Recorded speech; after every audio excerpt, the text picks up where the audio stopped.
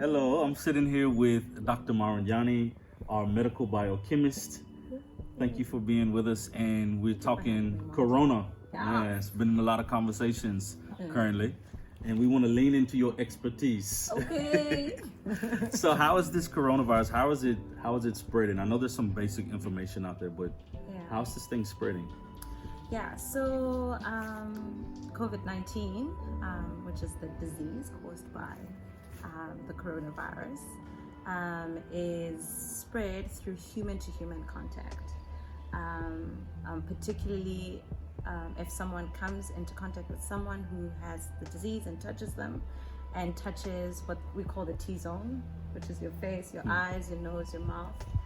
That's generally how the virus would enter into someone's body and causing them then respiratory illness, which can lead to other complications if the person is not so strong. And so it spreads from people that previously have the disease, passing it on to people that don't have it yet. Okay. Yeah. And then how is this virus, how is it living? It seems like there's in different parts of the world that it's spreading a lot quicker. Are there certain environments that are more conducive for it to live in? Yeah. So this is still under investigation, but from what we can see so far, the outbreak that happened in Wuhan, China, was in the winter season, and much of the subsequent outbreaks were in the winter seasons of neighboring countries or countries that now have gotten patients who have COVID-19 visiting them or going back home to where they live. So it seems that colder climates facilitate spread, much like what we know of colds and flus, which generally we get more cases of those in the winter season. Okay. Yeah. And then we've seen here in South Africa, it started off as a small number, like 9, and then it went to 20 something, and now we're at 61. Yeah. How is it multiplying? Yeah. So for initially, we know that the cases that we're seeing of people with COVID-19 are people that had traveled to outbreak areas. China being one of them, as well as some of the European countries that then experienced a secondary outbreak there. So the bulk of the initial infections were accounted for from people that were traveling, that had traveled from those areas coming home. However, due to the nature of how the disease actually progresses in a person, some of these people were asymptomatic, so they didn't have any symptoms that you could see, but had now been in contact with their families or people close to them that they might have passed it to, and therefore escalating the numbers from just the person who came with the initial illness to now the families also being affected. So it seems like that's how it's actually landed on South African soil and then passed on. So I think currently the caution is to try prevent as far as possible community spread. Okay. Yeah.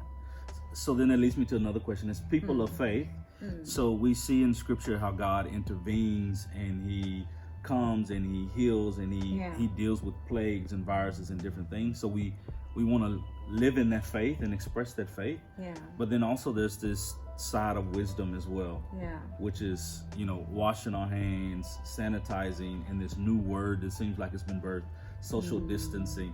Yeah. How do we hold both of these two tightly in our hands Yeah. and then walk them out together?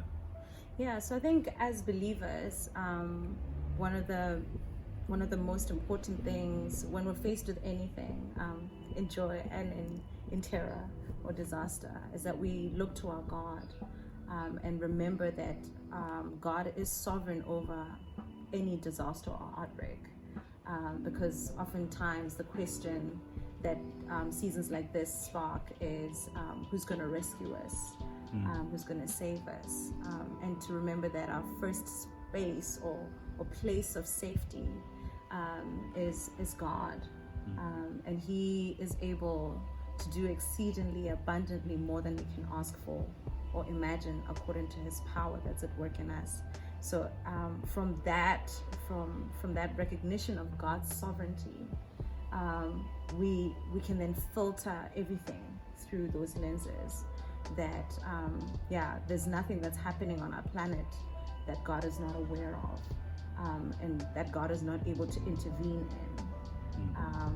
So I think as believers, we should start there. And there's definitely, God calls us to be wise people as well. So we can't be foolish and not, heed good counsel.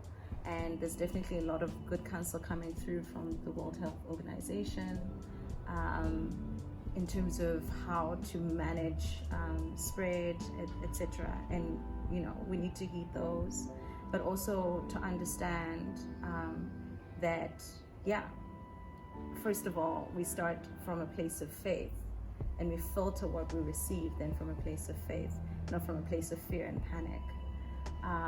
And so we need to exercise wisdom in how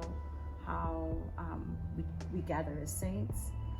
We know that there's not only one way to gather, right. So we need to use all our wisdom and our resources to help us live out our faith, which is a faith that has a very strong community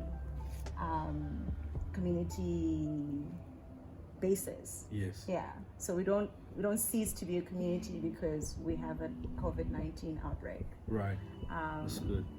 So I think it's important for us to be good stewards of the season. So wash our hands, please, people, wash your hands. And if you haven't been washing your hands, this is a very strong call from Dr. Maranyane to please wash your hands. It's important. Wash your hands.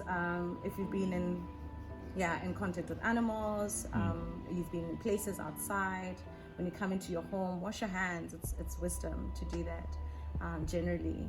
And I think remember that we're not just protecting ourselves and our families and those we're in close community with, but we're also trying to be good stewards for the more vulnerable members of our society and our communities that have either pre-existing conditions, right. And are more susceptible to having very bad symptoms with COVID-19, as well as like our elderly who are also vulnerable to this disease spread. So let's try and apply ourselves and our wisdom in combating spread as far as we can. Thanks so much for taking some time to share with us. We really appreciate it, and hopefully this helps us in our journey. We are hopeful and we are praying, and God is with us. Indeed.